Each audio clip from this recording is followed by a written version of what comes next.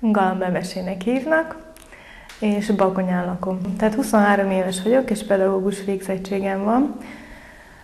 Bakonyán el is kezdtem dolgozni egy évig, de már a főiskolán elhatároztam, hogy én hajózni szeretnék. Nem igazán jött össze egy ideig, de ez csak is rajtam múlott, mert beszari voltam.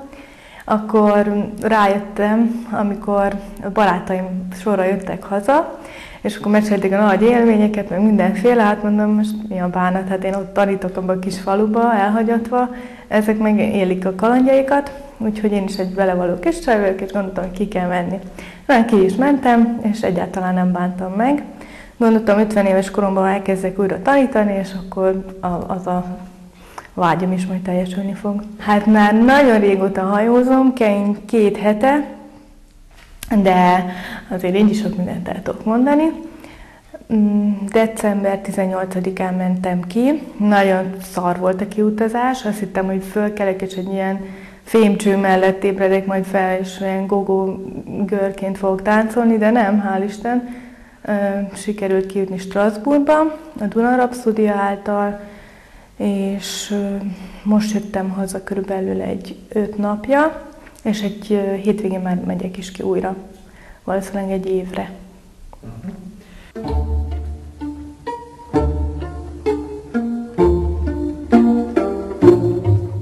Hát eredetileg óceánjáróra akartam kimenni, de gondoltam, hogy a folyamét kibírom, akkor utána jött az óceánjáró. Semmivel sem rosszabb vagy jobb, mint a nagyobb hajók. Egész évben lehet dolgozni kint, ez az egyik előnye, meg az, hogy kisebb, tehát a fizetést ugyanúgy meg fogunk kapni, mint egy óceánjáron. Jó, persze valamennyivel kevesebbet, viszont nem kell mégsem annyit dolgozni, legalábbis ez a hír járja. Most annyit nem tudok róla mesélni, mert amikor mi kint voltunk, akkor 5 napig például abszolút nem kellett semmit csinálni, de unalom volt. Alig vártuk, hogy végre elkezdjünk valamit dolgozni. Folyami hajó. Kevesebb a személyzet természetesen, nincsenek annyira pénzes vendégek, mint egy óceánjáron. Ezt is figyelembe kell venni, aki esetleg borravalóból akar megélni. És nem is akkorák a követelmények szerintem. Tehát szakmailag én azt hittem, hogy kimegyek, és akkor mindenki perfekt beszél 6 nyelvet, mindenki egyszerre 10 tányért fog a kezén kivinni, tudja a 80 koktélt kívülről, belülről, mindent.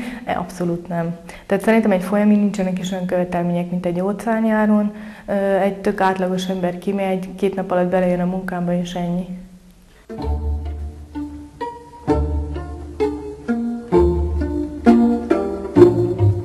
Nem volt nehéz beilleszkedni, nagyon aranyos kislány vagyok, de nem ezért, hanem mert nagyon kedvesek voltak kint. Mindenki azt mondta, hogy ja, hát a magyarok egymást püffölik, és akkor mennyire utálják egymást, meg egymás alá dolgoznak. Hát ez hülyeség. A teljes személyzet magyar, legalábbis a Duna Rapszódia, akiket kiküld, a Rajnán ott volt egy ilyen 15 luxushajó, tök magyar személyzettel, 1-2 idegen bevetődik, és ennyi. Nagyon kedvesek, nagyon segítőkészek voltak, ahogy az ember hozzájuk áll első napon.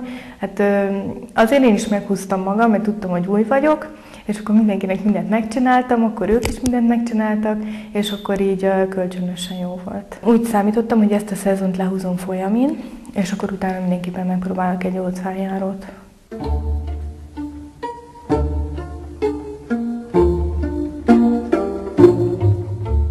Tehát a fizetésem, amit készhez fogok kapni, remélem egyszer majd megérkezik a kártyámra, az olyan 850-900 euró körül van. Na most a borravalóról annyit, hogy nem mindegy, milyen vendégeket fog ki az ember. Na most én az én német és angol nyelvtudásommal kifogtam a francia vendégeket, egy szót nem tudtam hozzájuk szólni.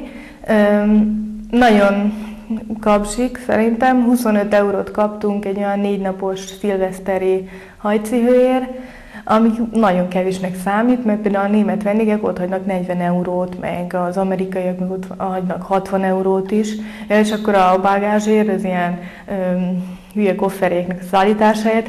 Kétszer 50 centet kaptam, amiért össze-vissza rugdaltam a saját lábamat, meg ott hordtam a cuccaikat, és az 1 euró, hát még bele se raktam a közösbe, meg kérdeztem a csajokat, hogy hát a régi ott dolgozókat, hogy hát bele kell rakni a közösbe, mert hogy ez ugye szétosztok utána borult, ezt az 1 eurót akarod berakni, ez így tartsd meg, tudod.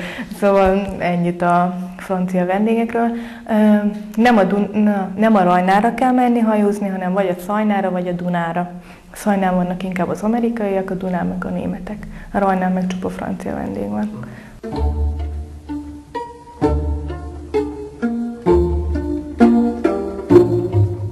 Azért, mert amikor ott tanítottam falun, akkor reggel bementem 8-ra, délben kijöttem, és utána több unalom volt.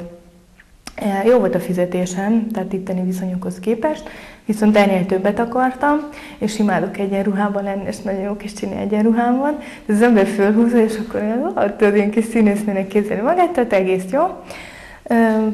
Utazni is akartam, és nagyon irigyeltem azokat, akik így visszajönnek, és akkor mindenfélét mesélnek, és általában csupa jót mesélnek.